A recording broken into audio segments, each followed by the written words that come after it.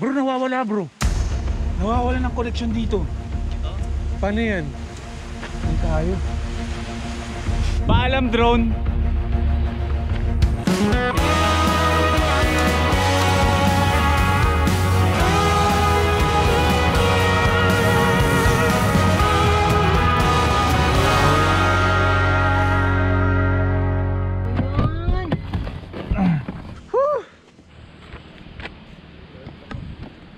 Ito yung mga katawid. Gusto kong dagat. Pwede naman tayo yung ano dyan, magdagat somewhere there, pero hindi tayo makakatawid. Dapat mga first timers doon kami pupunta. Agirangan, di ba? Agirangan. Agirangan. Doon sa isla na yon. Pero hindi sila nagpapatawid dahil nga syempre nag-iingat sila kasi COVID free sila dito eh. Tapos hindi mo tayo makapunta doon. Yung drone natin yung pupunta doon. Lahat may paraan. I've been punished for one last time. No more falls and no more climb. I don't want to be the shadow of the bigger picture. It makes me shallow. So I'm gonna stay out of the midnight fight, back and never go hide. I'm gonna stay right on the bright side.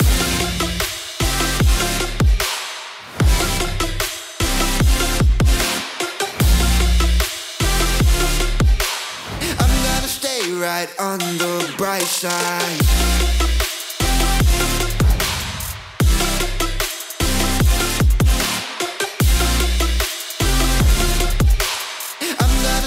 Right on the bright side. Agirangan, bawal. Bahala ka na umuwi mag-isa ha. Oo. Ni-return to home ko na lang kasi nangangawit ako. Hawakan sa joystick. Uwi naman kusa yan.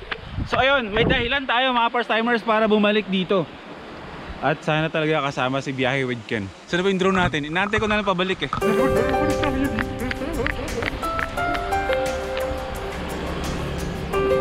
Kung pwede lang sanang rentahan natin yung mga bangka na yun patawid dun. Kasi parang 15 minutes lang naman daw kasi patawid dun. Ang problema, yun nga, di tayo tatanggapin dun kasi nga bawal daw. Sana siya? Paalam drone. Hindi na po nabili yan. Ano na kayo? Nalangoy na tayo bumalik dito. Yung nga daw bro, may dahilan pa tayo para bumalik dito. Kasi hindi tayo nakabudog. Tama lang. Tama lang yan, talagang babalik kayo. Mali natin, babalik natin dito kasama na natin si Biyahe with Ken. Oo, tama kasi. Diba? Inggit si Ken, oo. Oh, inggit yan. Inggit yan.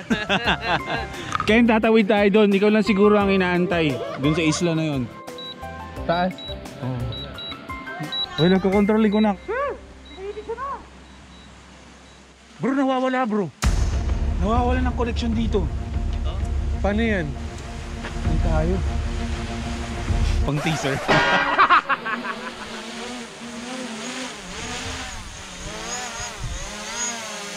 Electric pan, init eh. Ginawang pamaypay.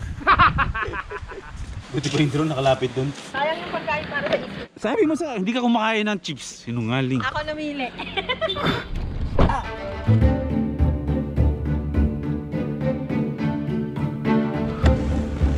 Okay. Next location. Ikaw nagtanggal ng diretso kasi inayos ko lang yun, diba? Sinalisi ko lang. O, diniretso mo yan. So 200 to 300 meters from dito sa tulay. Pupunta tayo doon. Pupunta tayo sa falls. Ninyo. Hindi sa amin to. Hindi ba? Pero meron talaga silang sariling falls. Dalawa, di ba? Mamaya, napakita ko sa inyo. Ayun, pupunta natin. Grabe. Problema mo. Meron pa doon isa, kuweba. Gusto mo ng kuweba, di ba? Tayo. Gusto ba natin ng kuweba? Pag kung gusto niyo, pagbalik natin dito ulit yung pagbaligo na tayo dyan. Hindi ko naman pinipilit. Wala kang Kami kasama. nagtatanungan eh. Hindi siya kasama, tapos iiwan niyo ako. Magagalit ka pa eh, ginagalit mo eh. Huwag ka nang... Lagi kayo nag-aaway. Magmahalan nga lang kayo. Mas masarap sa pakiramdam yun. Ano tawag dyan eh? Love at first fight. Ay! Love at first fight. Adi yan dami namin first fight. Oo. Ito, bali ito na yung falls. Yan na, naka-false tayo dyan.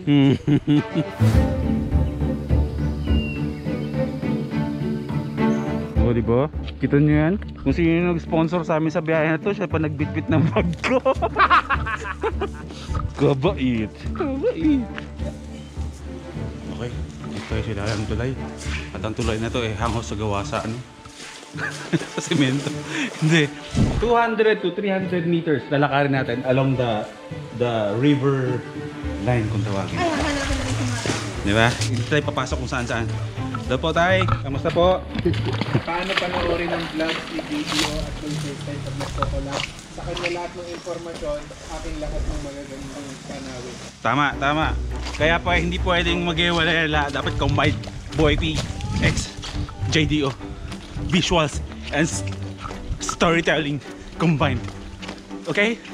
Okay. I've been pushed for one last time. No more falls and no more climb. So I'm gonna stay out of the midnight shine against the night sky. Fight back Wala and na. never go hide. I'm gonna stay right on the bright Nung side. dumating kami galing Manila, tuloy dito, ligo kami kagad. Nakatulog ako dito po. Tama, posible kasi sobrang calming dito. Tulog talaga ako nasa tubig. Sobrang calming nung natulog ka, pagising mo, sobrang alarming.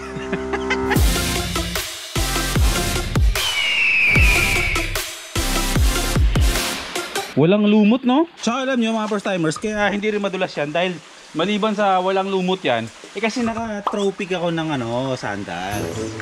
Diba? Oh, yan. Tsaka naka-RKJ ako ng bag. Salamat sa inyo. Tropic sandals Papatilip na tayo. and RKJ Papatilip na. tactical bags. Oo nga, no? Papasilip na. Doon tayo? Punta tayo doon? O tara. Naka-tropic ba yan? Dapat, bro, tropic na yung suot mo. Nananawagan po ako sa tropic. Bigyan niyo po kami ng sandals. Kasama niyo na rin po si JDO. Kasi siya po ang kasama ko sa biyahe. Sir, nalaglag! Sino nalaglag? Oh my God, bro! Nahulog si JDO, nahulog sa... Hindi siya inalaglag yung pagkain. Ay, yung pagkain! Tinda ko, nalaglag! Kaya pala lumagabog eh. Akala ko si Jay nalaglag. Ano lang ngayon, mahina lang yung tubig. Oh, ganito mahina lang. Pero pag sobrang lakas ng tubig dito at tumabaw, Bagyo talaga, ay malakas talaga, asin yan. maabot dito yung tubig. Ay, ganun kalalim. Uy, mga first timers, tignan nyo to. Masyadong scenic to. Tambay muna tayo dito ha, ng ilang... Ito yung mga isang oras. Kasi marami pa tayong pupuntahan talaga. Ganda. Tingnan nyo.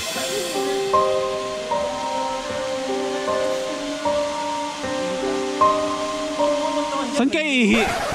Doon ka ihi! Olive! Dito tayo maliligo eh. Tubig tabang to.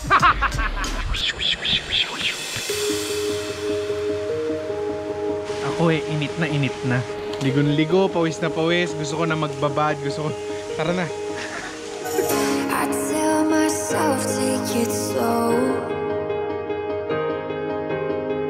These wings have yet to unfold. Bring me what I need.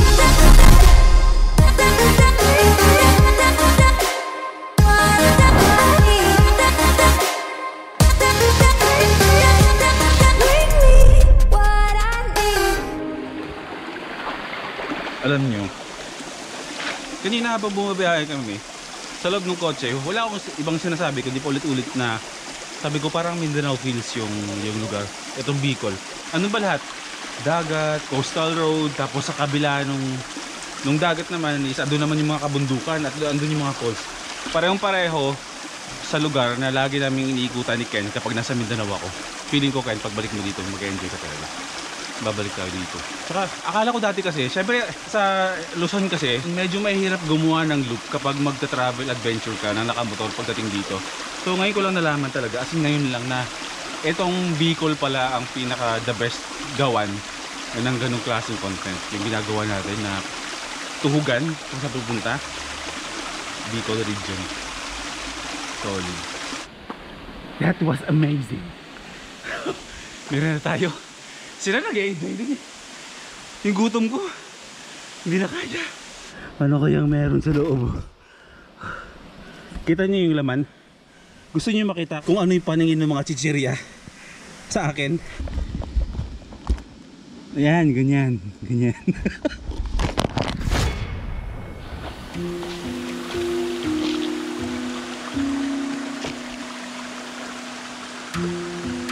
Seryoso, may third eye ikaw?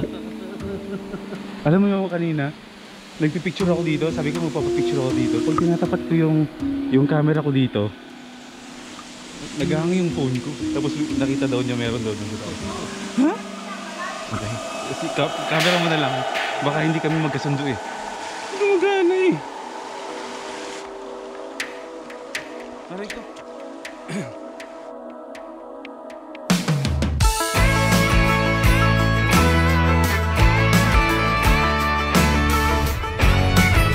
Lang hindi natin napuntahan. Babalik tayo dyan. Dagat, dagat, dagat, dagat. Dagat na! Saan? O, ayun o. Ayun! Oo. Tumaas yung energy mo bro. Okay.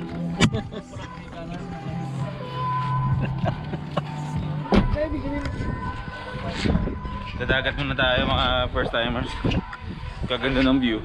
Kaganda. Kagaling. Kay Jay galing yan eh, nahawa na ako eh. Punto na. Kagaling. Kasarap.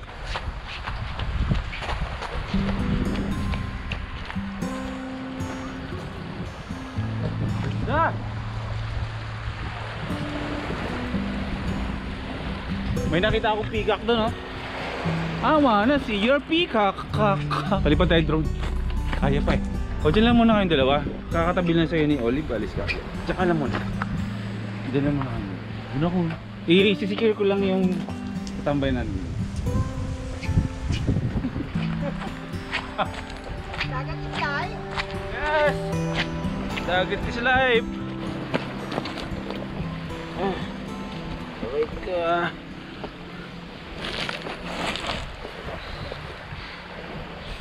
Ganda. Beach na walang mga cottage. Konti lang yung bangka. Sakto lang para mag-relax. Tingnan niyo. Grabe na. Wala kang ibang maririnig kundi yung tunog lang talaga ng dagat tsaka hangin tsaka malamig dito kasi nasa ilalim ako ng mga maliliit na kawayan. Hindi ko alam mga tawag sa kawayan na yan pero mukha siyang kawayan, so considered as kawayan na yan.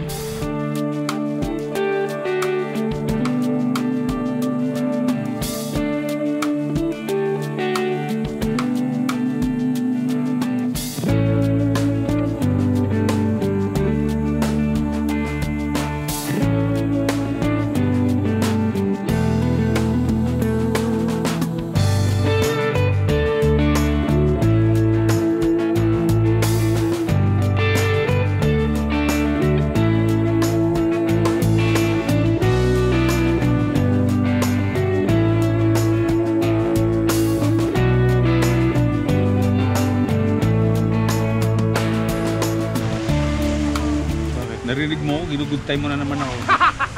Ginugud time mo na naman ako eh. Kinahulugan Falls. Okay, panibagong falls ulit. Ito yung falls na Sir Ernest McMahon. Okay, drone.